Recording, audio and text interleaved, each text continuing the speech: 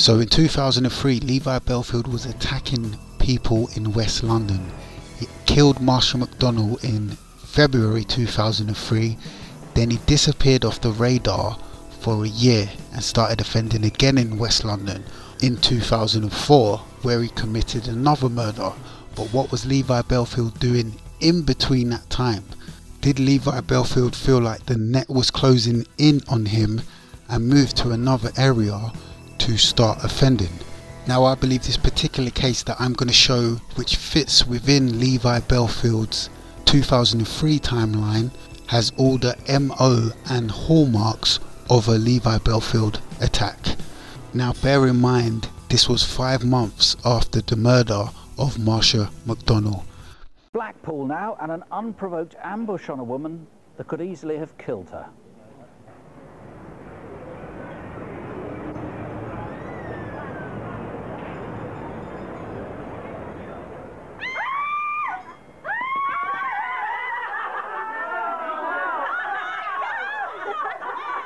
I was at my friend's party because it was a hen party. She was getting married the weekend after.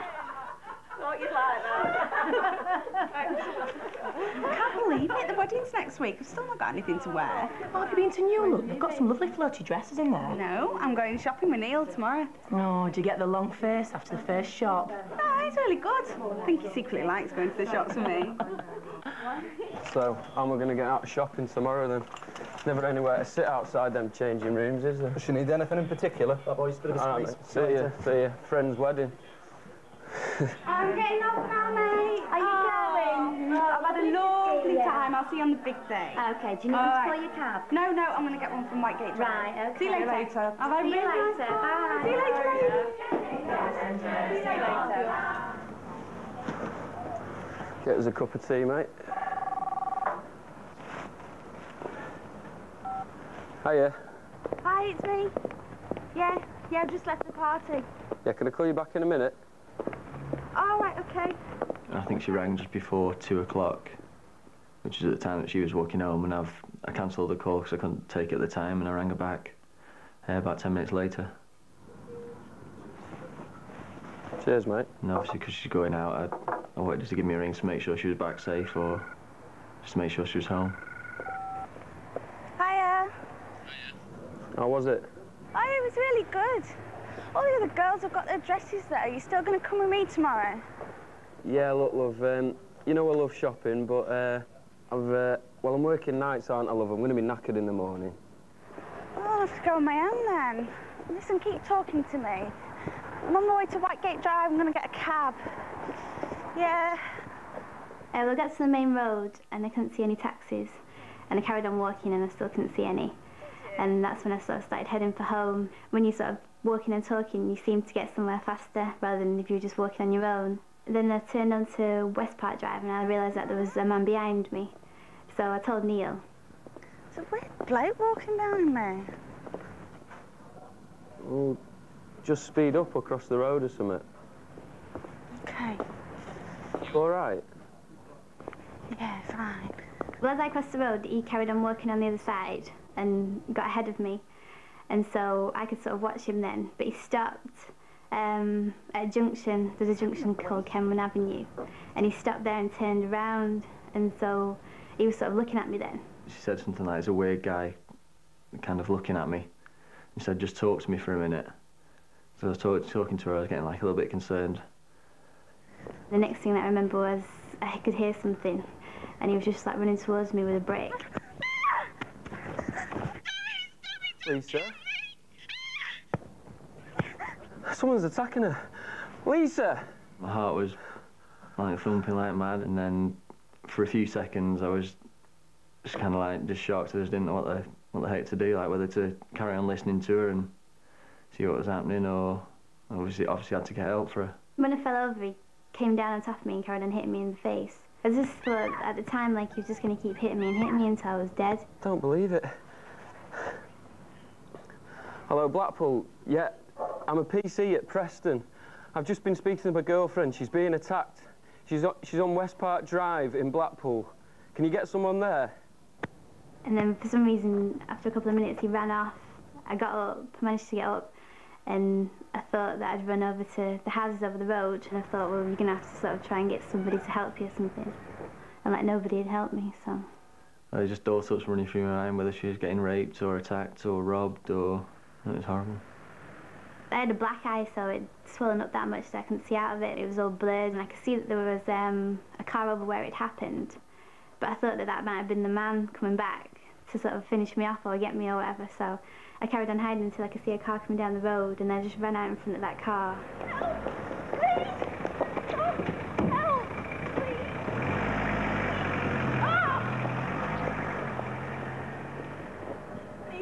And then somebody shouted me because I was going to start running away, but I realised that it was a policeman because I could just make out his uniform.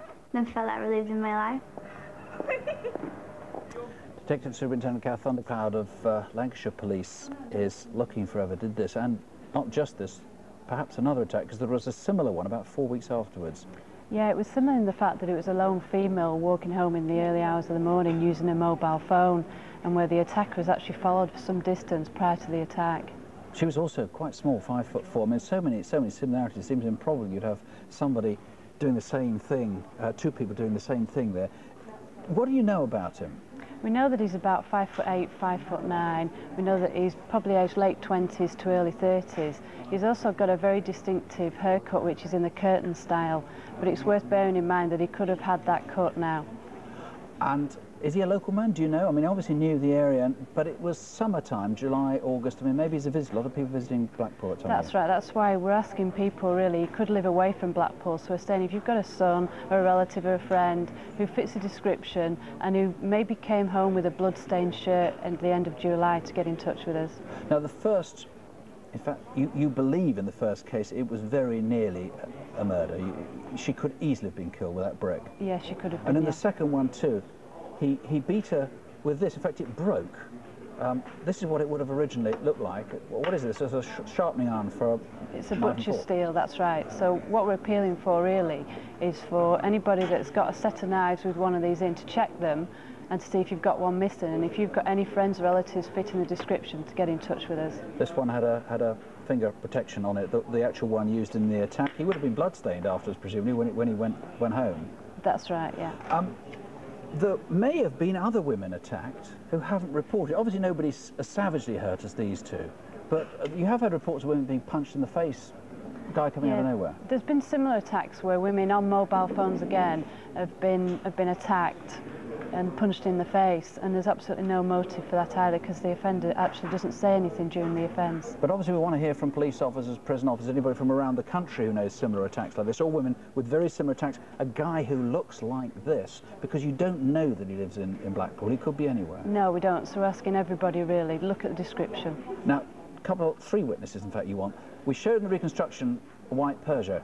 Didn't stop. That may not have stopped for very good reason, actually. May have been a bit worried about what the hell was going on there, but you desperately need that driver to come forward, maybe a taxi driver or whatever. That's right, it could be a vital witness. He's actually driven along the road that the offender has actually run back along, so they could have seen the actual person who did the attack. And tell us about the two other witnesses you want in Church Street. This is before the second attack in August, two kids. Yeah, there's two kids that have actually approached her on Church Street. One is about 11 years of age, slim build, wearing a black beanie hat. The other one is 15 years of age, again wearing a black beanie hat, and they're both on pedal cycles. We need to speak to these people. Now, these are nice guys. I mean, they're not in trouble at all. You just need to speak to these. So if that was you, please give us a call. And if you know anybody like this, if all these or any of these clues can fit together, a guy who looks like this who was in Blackpool at that time, July, August, 0500 600 600, or the incident room on 0177. So that seems like a Levi Bellfield attack, but there's lots of crazy people walking around, but it fits completely in the Levi Bellfield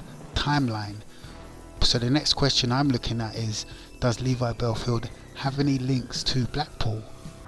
Tell us about what happened last year.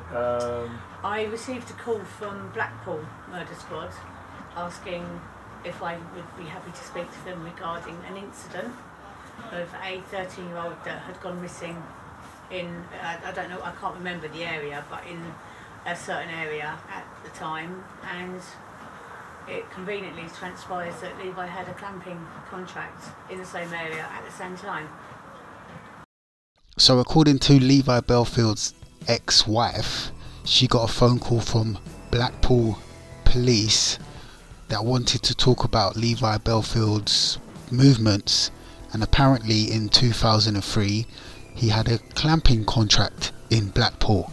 They're not even talking about the case I'm referring to. They're talking about the disappearance of the schoolgirl Charlene Downs, who disappeared in 2003, November to be precise. So if Levi Bellfield's ex-wife is to be trusted and believed, Levi Bellfield did have business in Blackpool in 2003.